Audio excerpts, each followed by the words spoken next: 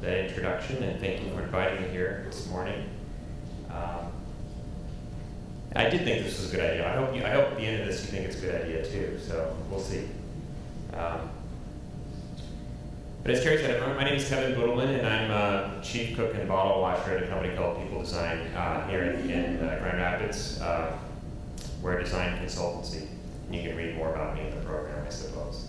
But as Carrie mentioned, I was invited here, I think in part because of the article that I wrote in Rapid Growth Media this past January about the Grand Rapids brand. And it's a subject that has been interesting to me over the last few years, in part because of how all of the activities that the previous two speakers were just talking about, all the things that are happening in Michigan, and what is happening particularly in West Michigan, and how it relates to what we do in our firm in terms of brand design. And so I sort of expressed a few opinions about the Grand Rapids brand, and sort of relates to the question of what's the Michigan brand, which leads to this potentially provocative image. But let me give you a little bit of background on me. So I've spent a good deal of my career convincing others about the value of creativity and trying to balance the supposed left and right brainers of the world and trying to harness creativity for positive use. I'm a sort of a design modernist by training, which is to say that I'm sort of a follower of the crazy people from the Bauhaus who tried to humanize the industrial world. The reason I live in Michigan is because I came here to work for Herman Miller, which is a company that has a history of promoting those kinds of ideals, and also to follow a girl. I still work in this category in my company today, People Design. We focus on human-centered design, which is to say that we're paid by companies, but truly we're advocates of the people that they serve. So I speak and consult on design and business quite a lot these days, not so much to artists, so this is maybe a little bit of a difference for me. But what's interesting is I'm usually the creative guy in the room, and in some respects maybe I'm not here. But artists continue to be a stimulant in my life, and while I'm not a professional artist like you, it does play a big role for me. However, today, I may be the bad guy. I'm not sure. It's been very interesting just in the last week or so, some of the social media posts and Facebook comments on just the fact that I'm appearing and talking about just that phrase, the Michigan brand, and what that actually suggests to people is a little bit suspect, or maybe a lot suspect for a lot of people in this room. And I find that fascinating in some respects, and a lot of people start asking the question, well, who really benefits from the Michigan brand, and concerns about the relationship between the business and the arts. And I think that's fair enough. I think that some of the concerns kind of go to the roots of the difference between art and design, but I'm going to come back to that. So the first thing is maybe just to think about brand, right? I mean, the word brand is a lousy word. I use it all the time. We're a brand consulting company, and I hate the word, truthfully. It's one of these things, historically, it has all these, it's become kind of a bad word, right? I mean, first of all, brand is something that happens to cattle, right? Nobody wants to be branded. And yet, clearly, brand as a concept is something that's evolved quite a lot over the years to take on a kind of a larger meaning about communication, and kind of has moved beyond kind of even, in many respects, the commercial constructs, and to sort of be in the realm of sort of symbol and metaphor.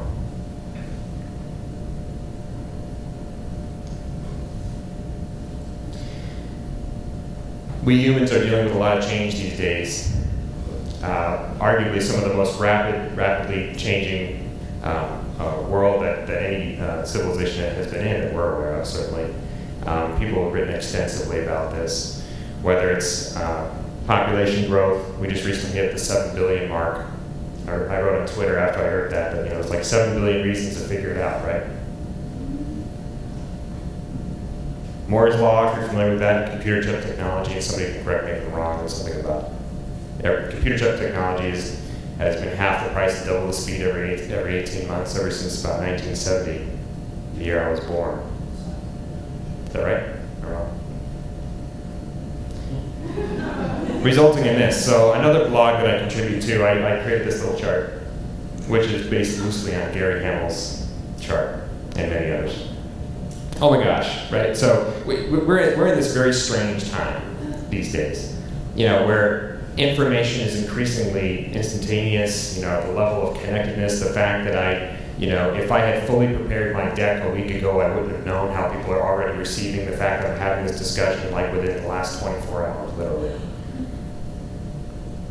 I think you can certainly point to a rise in global consciousness. The implications on politics, education, healthcare, human behavior have been profound, dramatic.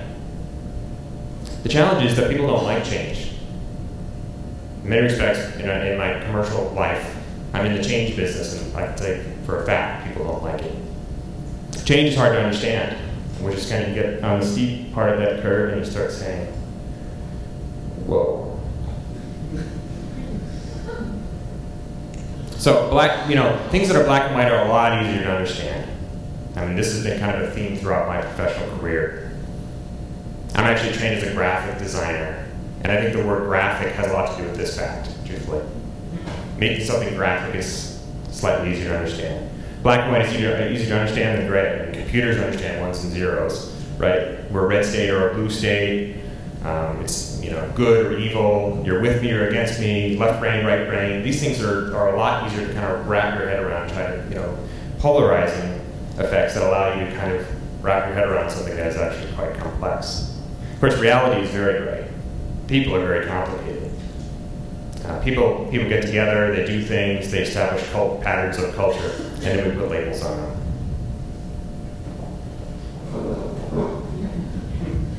So, I didn't grow up here, nor did I grow up near sort of the football industrial complex.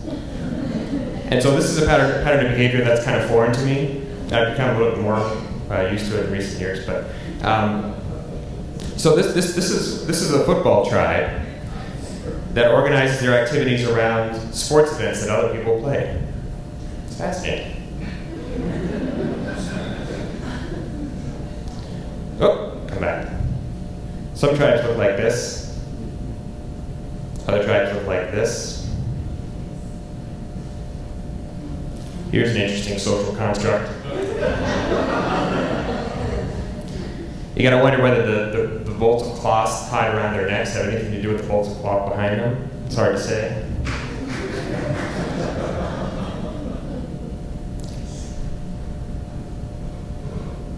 Here's another one where a lot of people gather in a room that has a lot of noise and they make even more noise.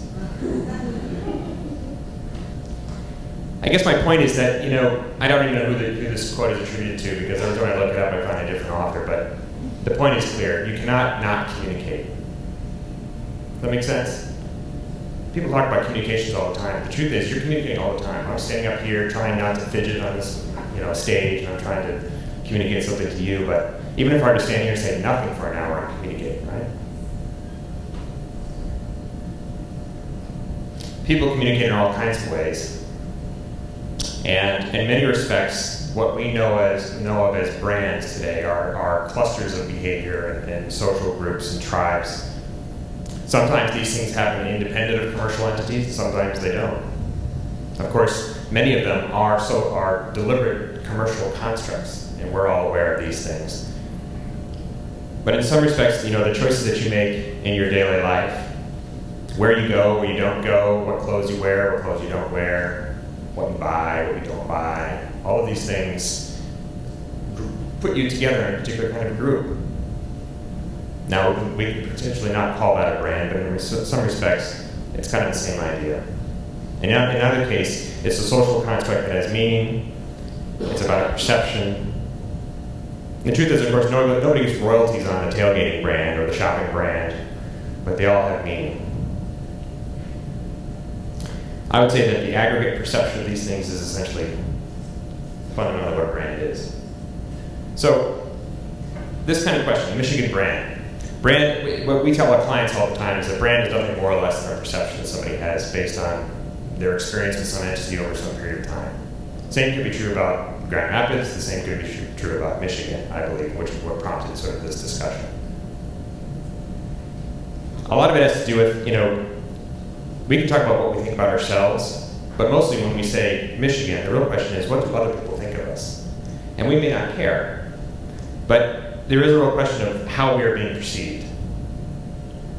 And people, part of what I think people have a problem with when it gets into brand development is kind of the sense of false advertising. And I guess my belief about false advertising is that it's, well, false. We tell our clients all the time that their products and services that they're trying to promote are increasingly in a global, transparent world. It's actually very hard to hide these days. And as a result, people have to walk the talk. So while you can talk about brand development as being kind of cosmetic, I think very often people know the difference between between the genuine article and something that's fake. And I propose here that the same can be true about regions, about states, countries. And in so many respects, we're competing for talent, resources, attention from every other place around the world. So I believe that it's maybe something we should consider. So what do we know about the place where we are? So what we know is that we're, most people would agree that we are here. But the question is what does here actually mean, right? I mean, there's a bit of a kind of a question about context. Where is here? So when I first moved here, I would ask people sometimes, so are you from here? And they would say, no, I'm from Wyoming. And of course, I went camping in the Tetons when I was a kid. And so I assumed they meant here. But no, they actually meant here, right? Which is a wonderful place. It's just a question of what are we talking about, right?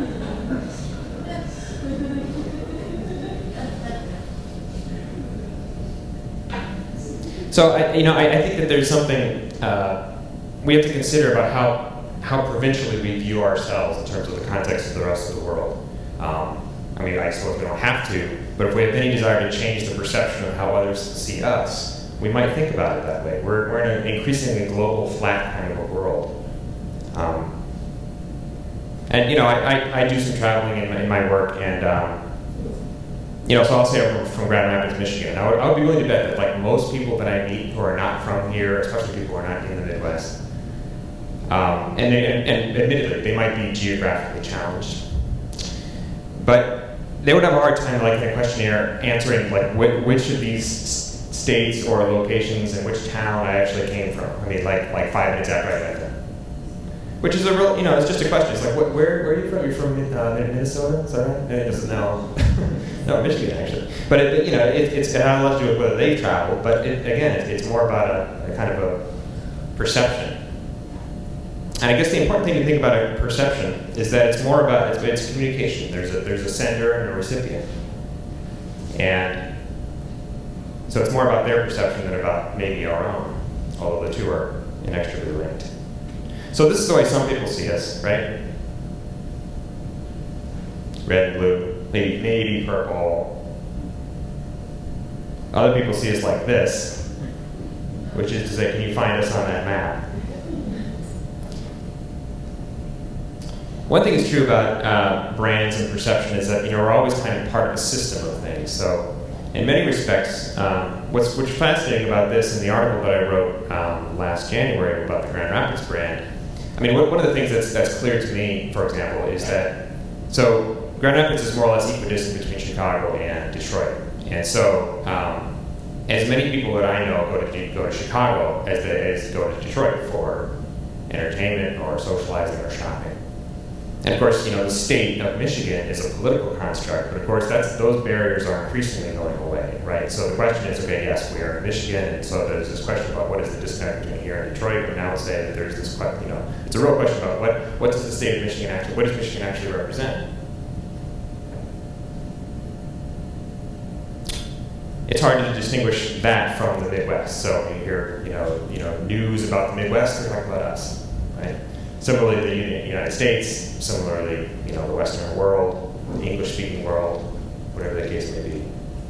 We're not alone. But I guess it brings us back to this question of, the perception that others may have of us. And, is this something that we can even control? Or do we want to control?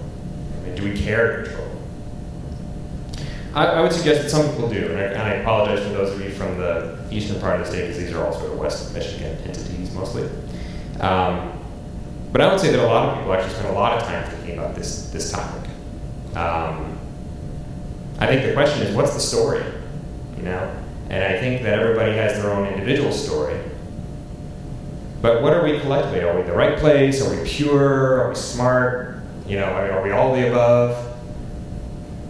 It's a serious question that I believe we should answer if we want to have a coherent view for others to have of us.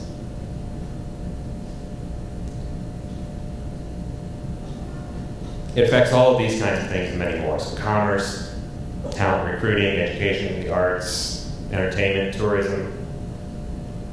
It has everything to do with how people perceive us, which is to say, what I want to move here, do I want to go to school here? Do I want to locate my company here? Do I want to invest here? Do I want to stay here? And all of these things have to do with rolled up kind of perception as to what Michigan is.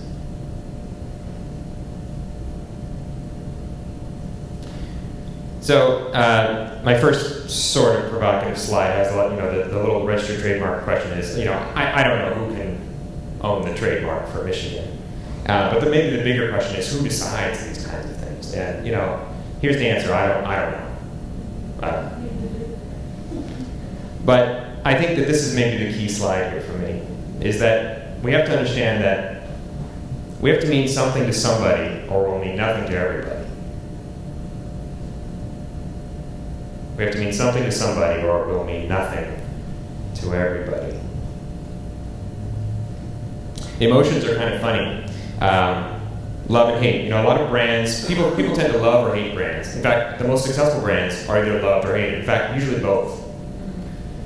And it's actually somewhat deliberate, in the sense that, it's better in some respects to have some kind of emotional reaction to something and love it or hate it, than really to feel nothing at all.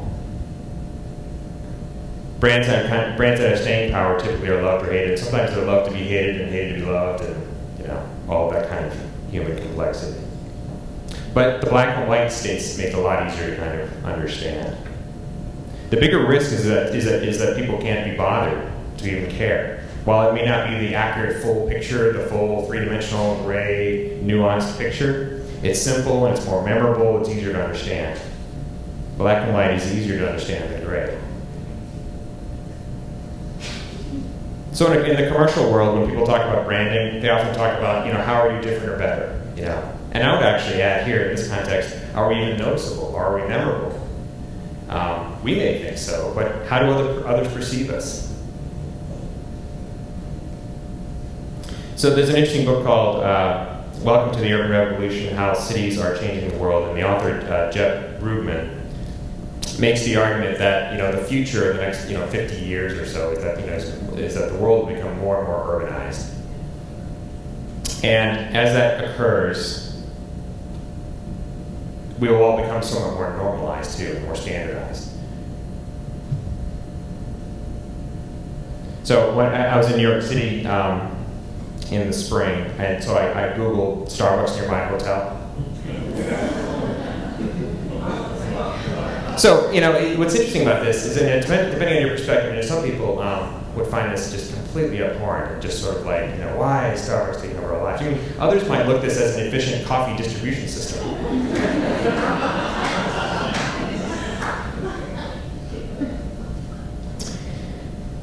Brugman hypothesizes that the one key difference over time will be geography.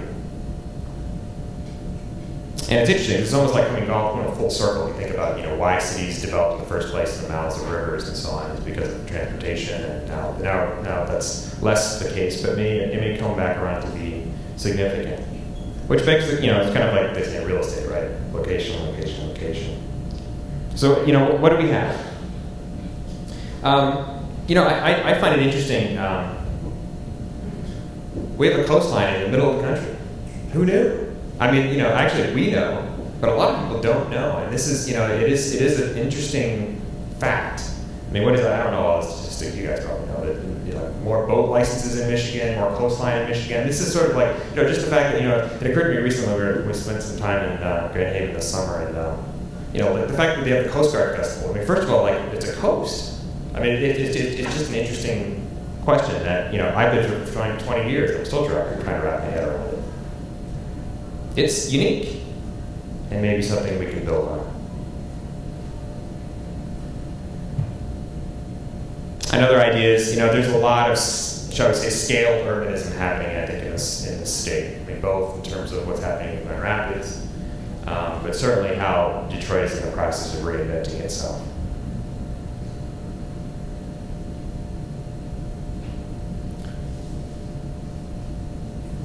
I don't know what the Michigan brand needs to be about, but I guess, at a baseline, I think it has to be something about a progressive place to live, learn, and work. And I think the bigger question is, even if you don't buy that, the question we have to ask ourselves is, what are our strengths? And how do we want to be perceived? Maybe even more significantly, can we pool our resources and speak with one voice? Or are we just static?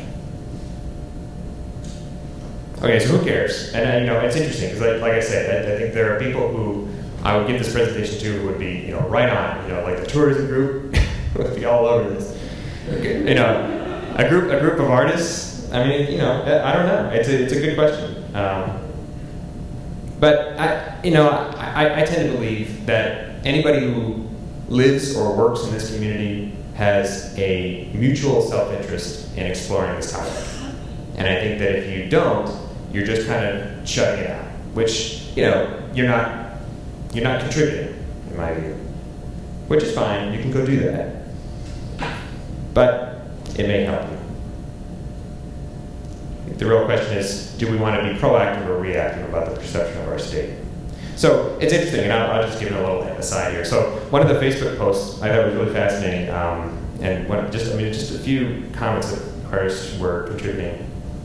They were talking about how they were really concerned about branding Michigan. They wanted to keep it weird in the woods, which of course,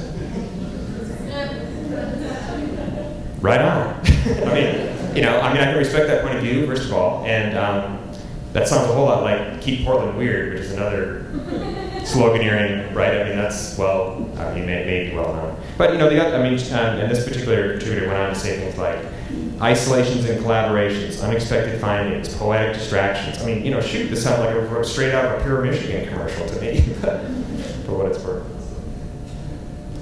So, I think part of the root of this controversy, if there is one, comes down to the distinction between art and design. This is one of these things, it's challenging. It's like there's a school here locally, Kendall, kind of College of Art and Design, and people mix these things together.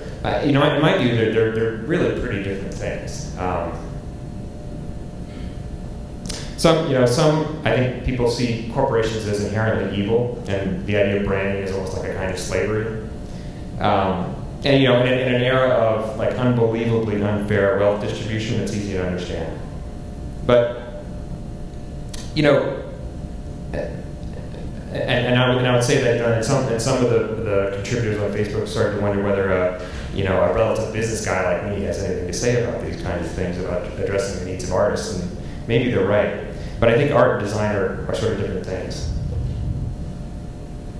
So far be it from me to try to inclusively encapsulate art. But in my experience as an amateur artist, and the artists that I have known, art deals in expression and interpretation, making statements, among many other things. But it deals with the human condition, emotionally and intellectually. Design, by comparison, also deals with the human condition on some of those same levels, but usually is in the context of trying to solve a problem. It's a particular communication with much greater awareness of the recipient and for a particular use. That this is not to say that expressions don't communicate. It is to say that useful things aren't expressive. Indeed, they are. But I think at the core, design success is typically external and often invisible, whereas, art success is sometimes internal and but begs to be recognized.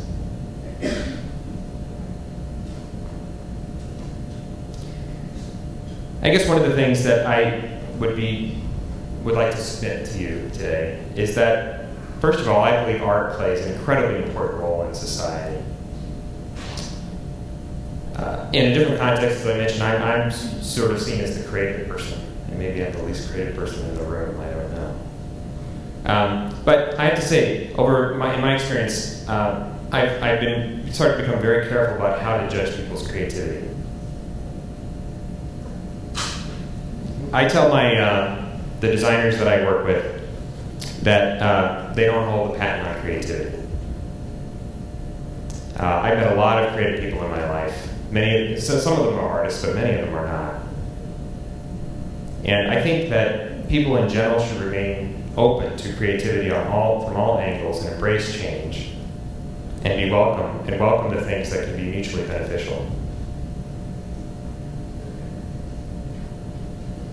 So the question I might leave you with this morning is, what kind of a place do we want to make in this world? And do we care to take any actions about it? Are we going to work, are we going to use our collective creativity toward a common vision, or are we just going to be solely the sum of our actions? In my mind, design is a plan for action grounded in the belief that humans can make the world a better place. Art is something that makes the world worth making in the first place. Thank you.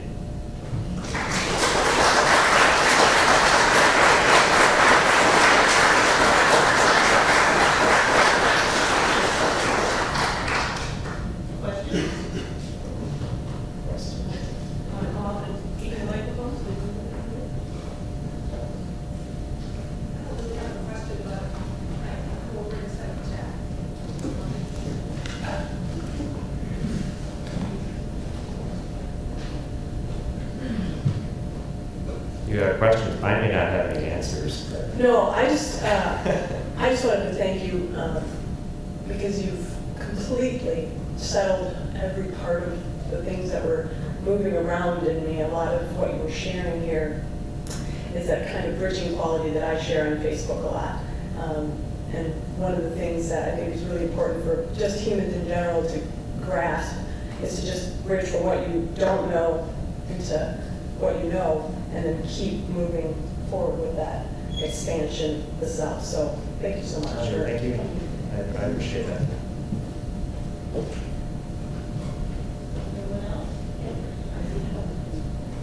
Hi, I'm Jennifer Moncarelli, Western Michigan University. It's interesting because I've been maybe the last, 16 months been writing grants for a documentary I'm working on. And it is about branding my documentary, depending on who I'm applying to and on and on. And no longer am I, just a producer or director or filmmaker. Now I'm an interactive content manager and on, because Sundance wants to know, what's your interactive component?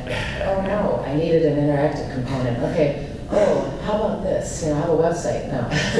So I'm just wondering if you have any comments on that and working with artists, and do you have a sliding scale perhaps for some people in the creative industries who aren't part of the corporate structure and have that kind of budget? It's a good question. I mean, it's almost like, in my mind, you could remove the word branding and just use the word caring. Like why should I care?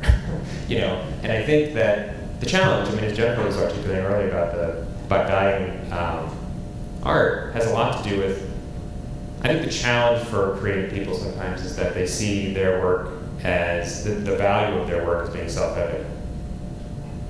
And, I actually think that there's it's funny, this whole debate about the 1% and 99%. I almost think that there's like a cultural divide between the 1% and 99% too, where there's sort of like, there's a little bit of a crowd who sort of get it, and then the rest of the great unwashed who don't. And I think that there's a challenge among people who are genuine creative pursuits and genuine intellectual pursuits that they need to try to open up a little bit. So I think the recognition that if you want to have a place in the world, that you need to communicate with others and try to express your ideas in terms that they can understand is important. And we can call that branding, and we can be pissed off about it, but it's a question of you're asking them for money, or you're asking them for a grant, or you're asking them to choose your project over someone else's project. And so unless they have a complete symbiotic relationship with you and they get your project through and through, which is it's just tough. There are a lot of other people competing for the challenge. And it's interesting, the statistic about prisons. I think a lot of it has to do with in some respects I'm not surprised. You think about it, the prison system is going to be driven by fear, right? So is it fear, or is it because I'm going to give you this grant to do something that I don't entirely understand and I'm not really sure what the value is? How do you balance your checkbook? I think it's a lot of it is a communication challenge. It's trying to understand what are the role of arts in society, and how can I believe fundamentally they have everything to do with and we can talk about business or not, corporations and their motives, but the truth is, they're the engines of the economy. And they have enormous things to gain from the talents that creative people can provide, if they're going to provide it in a way that is useful to them, as opposed to shutting them off. I don't know if I'm answering your question. Did I answer your question? Yeah. First off, I'm going to thank you for addressing the idea of the creatives in the workplace as a creative, because 3 days a week I work for a corporation, and I have to admit when I'm there, I'll go off about something, and they're just like, you see these spreadsheet eyes that they're used to looking at, glaze over like, oh God, where's he going? But I think that's a challenge in the workplace, is bringing the creative in. And so I wanted to thank you for bringing up those connections that you have within the workplace and how you have to balance those, it sounds like. And so going back to the idea of the brand, which is obviously for a lot of artists really, makes a lot of it, the hair stand up. It's foreign to them. However, I would argue, after Michael, especially going through grad school, listening to him talk about, the concern about the work you produce. And I think as an artist, we sometimes don't worry about that until the end. The old thing is like the artist statement was written 30 minutes before your show opens. And sometimes it reflects that. But I wonder, what other observations have you made, though, in the creative world that you inhabit, that you think the artist could also benefit, within our community? And again, not asking you to come in and say, okay, come fix this, that's not it. But are there things that you see that are very glaring? Like you said, when you create something, you're like, who cares? If the artist is self-evident in what they've done, but nobody picks up on what they're doing, is it successful at that point?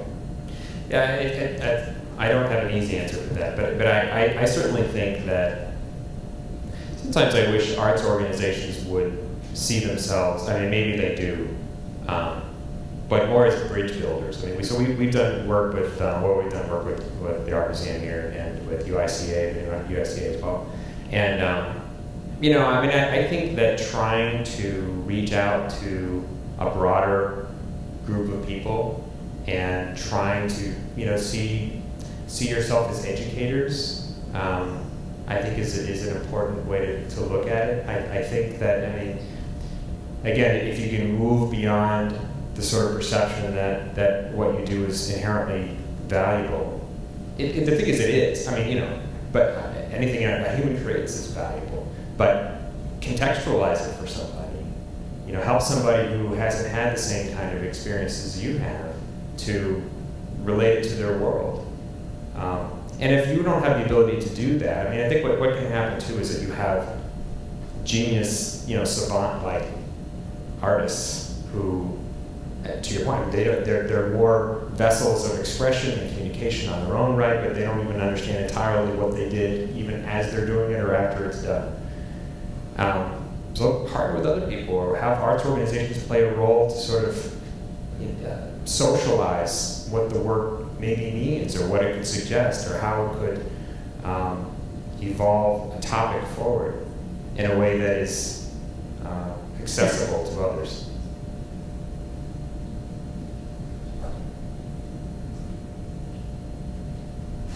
Can I ask the question? Sure.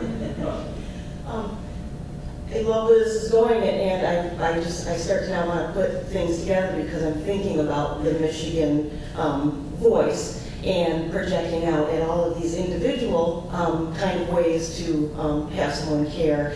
Is it in our interest to then look around us and see where we do connect and how we are similar, and then kind of as a bigger voice projecting out, is that helpful, or is that, I guess, what are the thoughts on that?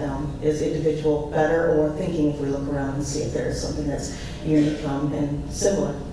I think trying to collect resources and try to, as I mentioned, sort of collectively speak with a common voice would be helpful. And I don't know what those platforms are. I don't know if that's the question you're asking. But I guess what I'm saying is that I think we have to look at the strengths that we have as a region in terms of the people that live here and the geography and history, and think about what that really means. And maybe, and if there's a way we can try to express that, that would be in a more singular fashion. That would be mutually beneficial for those who contribute. I mean, it's kind of like on a small scale. It's funny because we've done a lot of work with arts organizations over the years, and it's amazing how many, every arts organization we talk to wants to publish a newsletter, and they want to do their calendar, and they want to do it's like, so like, we're, busy working professional people, 3 kids, I don't have time to review all 6 calendars, and that's just in the arts category. I mean, that's saying nothing of like everything. So the question is, how can you, and I realize that there have been some efforts, and I don't mean to dismiss, but I'm just saying that there's, make it more clear. Every organization that is based here and serves the population here has a mutual self-interest of trying to move the overall project of this region forward. And see yourselves as part of it as opposed to a splintered effort, I guess that would be mine. And that would be our way to helping to build kind of a perception that other people might care about. I think success would be if somebody writes a song about us, right? It's like there's a, it's like the more songs or movies and things that come out as cultural evidence of having symbolic meaning would be great. I'm going to Michigan to do something. I don't know, right? What does that mean? I mean, we say you're going to California, it means something to people, right?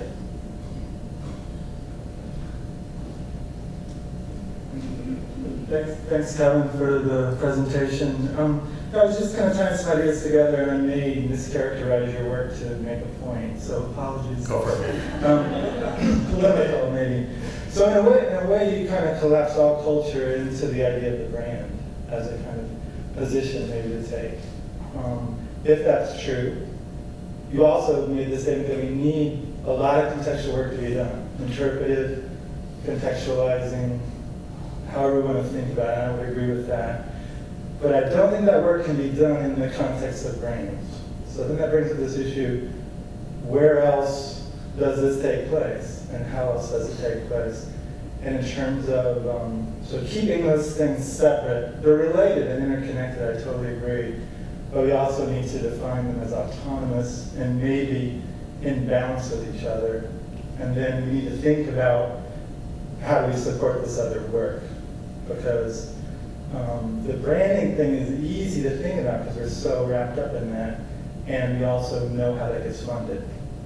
So it's very. Do we? Well, tell me. It's funded because a brand is a product and a product is sold. That's fair, yeah. Or there's associations and co-branding, right. All that stuff. Yeah, that's true. You know that stuff.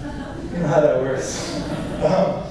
So anyway, I think that's my question. What are these frameworks, these public frameworks, in which this other stuff takes place? Mm-hmm. And I agree that artists need to not think of themselves as individuals. And the kind of differentiate, the art and design thing, we could talk about that as well. But I think it's a problem if we think only in terms of expression and consumption as what our problems are. And we know that stuff because we live in a consumer society. So that makes sense. So we think about the only problem with artists is releasing them to express, and the only problem with kind of support or witnessing or the things that take place outside of the individual are all about consumption. That we're all so familiar with all of that. And I guess I would just submit that that's all well and good, that world exists, it's an engine or whatever, but we need an autonomous zone of some sort in which these things take place. Yeah, I agree. I mean, I guess, nothing of what I'm trying to present here today is intended to limit behavior, right? That's the first thing. Second thing is, I think culture is inordinately complex, nuanced, requires diversity, requires independent thinking. I mean, culture is not something that you can easily describe. I mean, there's anthropology. There's a whole field of study about trying to understand what the meaning of these things actually is. I'm just suggesting that branding as a communication exercise is necessarily simple. So a lot of it isn't trying to gloss over the complexity, but it is trying to describe patterns. And truthfully, brands and social constructs are, you can start to identify patterns and then you can name them. I mean, and it's a radical oversimplification. But it is something to point to, and it is something that might be evocative or memorable.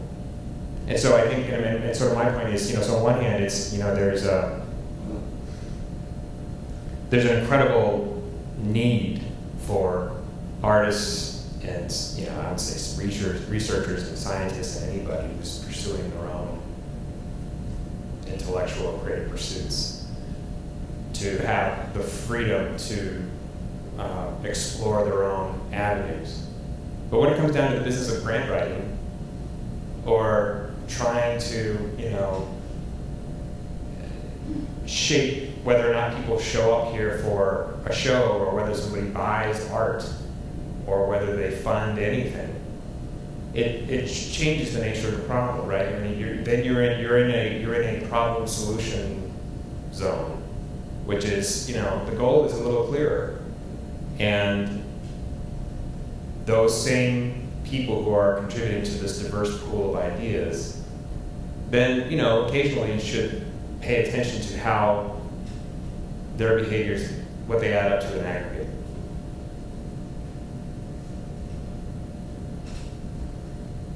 That answer your question, David? Continues the dialogue. Continues the dialogue. Fair enough.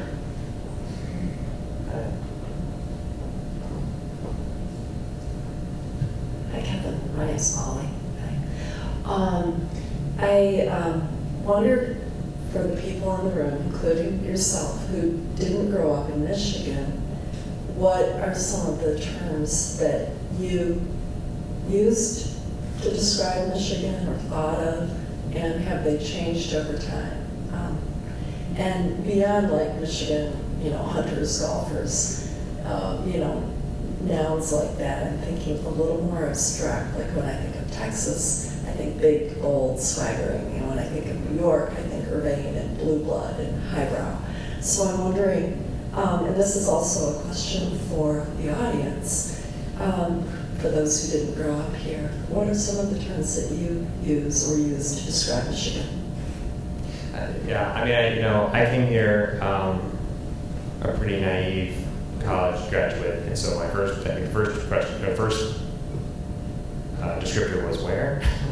But my first impression, for what it's worth, has a lot to do with the industrial Midwest culture, which I was not familiar with when I first came here. And it's a little hard to describe. I mean, I grew up in a little town in sort of New England kind of place, right? So, which didn't have factories, they didn't have third shift. So I think that, and to be honest with you, I don't completely understand the nuance of these things, but I do think that these themes are pervasive in, I think, the work ethic and how we view ourselves here and things like that. I don't have a good answer for it in part because I didn't have a clear perception I mean, my perception has changed over time.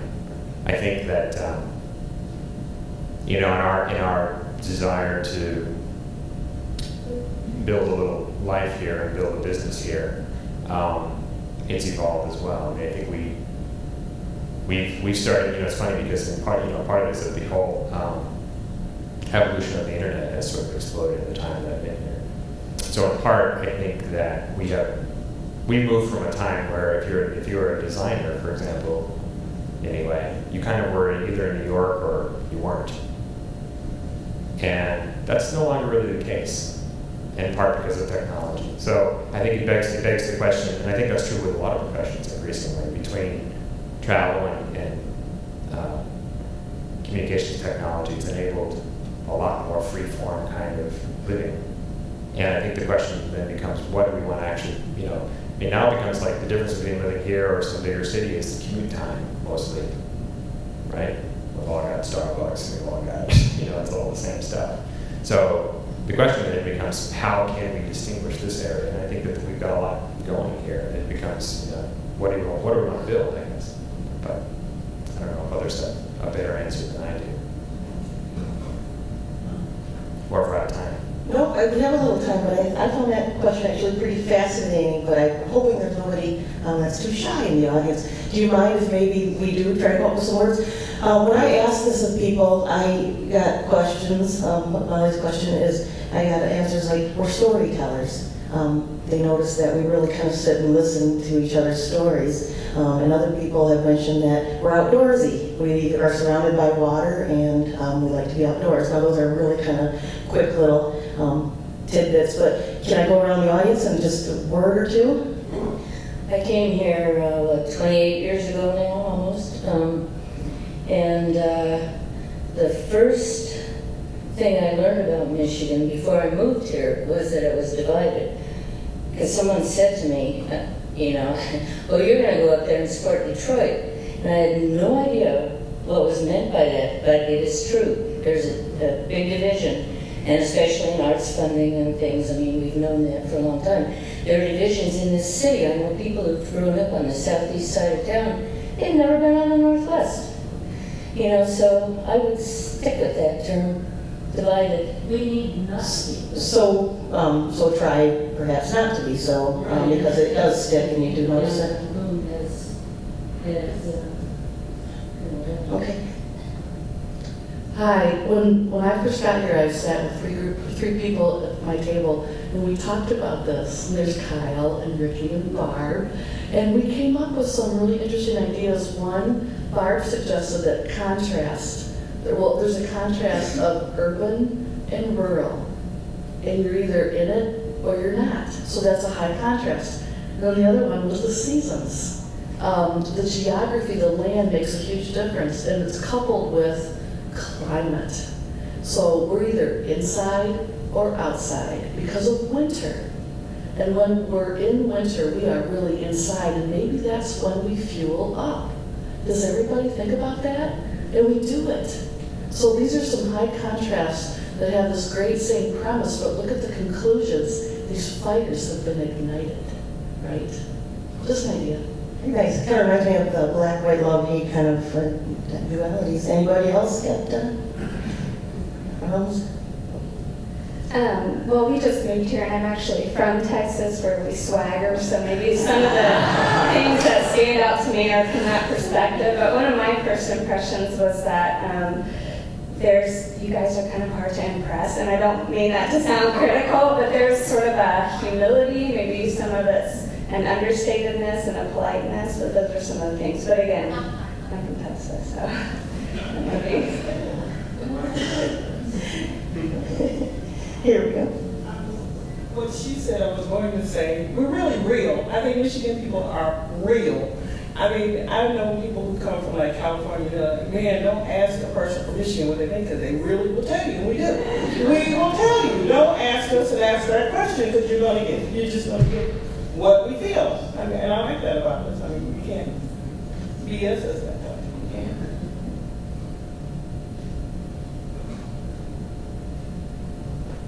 I'm just going to go off track a little bit from that, but I came here today because I'm trying to quiet this thing I have in my head, which is a resistance and a resistance to this kind of Michigan and Grand Rapids nationalism that I see happening. And it's very, if you read Facebook or, you know, if you pay attention at all, you know that this is something that's very important to people right now. You know, you cannot open Facebook without seeing someone say, only Michigan could la-di-da. And when I see these things, I think, no, not only in Michigan, in Wisconsin, in Ohio, in Indiana. I have a hard time getting my head around this, you know, and even the things you're bringing up, like it's cold outside, we're inside, we refuel in the winter, we do our quiet thinking work inside, you know. This is true, but it's also true in Sweden. So I find myself feeling very negative about these ideas of this nationalism, for lack of a better term. And so I came to just I want to try to not feel that way, because I don't want to be so at odds with what everybody else seems to be so inspired by. So I just wonder if you have any thoughts about that. Sure. The first half that I couldn't agree with you more. I mean, I grew up in upstate New York, and believe me, it's cold there too.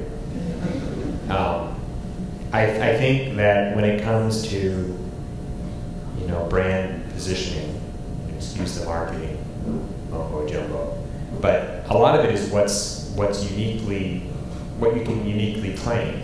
So the challenge is, yeah, I mean, we can say we have winter, but there are a lot of winter other places, or we can say we're I don't know, whatever characteristic it is, but the challenge is, you know, it's kind of like, I remember being the first, I'm on this is a Design West Michigan committee that I was invited to participate in. And the first meeting was sort of like, you know, everybody had this kind of moment where it was like, yeah, we're really talented people here. It's like, you know, I can bet you that in every mid-sized city around the country, they're sitting around rooms like this, having this conversation. And I think that the important, and maybe it's unique here, maybe it's not, and so I think some level of honesty is incredibly valuable. But I do think that trying to be proactively positive is also helpful. I don't think that we should be wildly inaccurate with our descriptions. We should know what's reality. But I think that, maybe this is selfish. I don't know. I mean, I don't want our location to be a detriment to our company. When I tried to recruit a guy from Florida once, and he basically was like, "Yeah, I'm not really going to move from Miami. Thank you very much." And that's a problem. I mean, that's just maybe it's my problem, but I think it's everybody's problem, frankly. I mean, I really do. I think that, and we can weigh the pros and cons of the commercial activity, and maybe we're okay with population remaining steady, but as the population curve goes up, that means we're getting smaller. And is that okay? I don't know.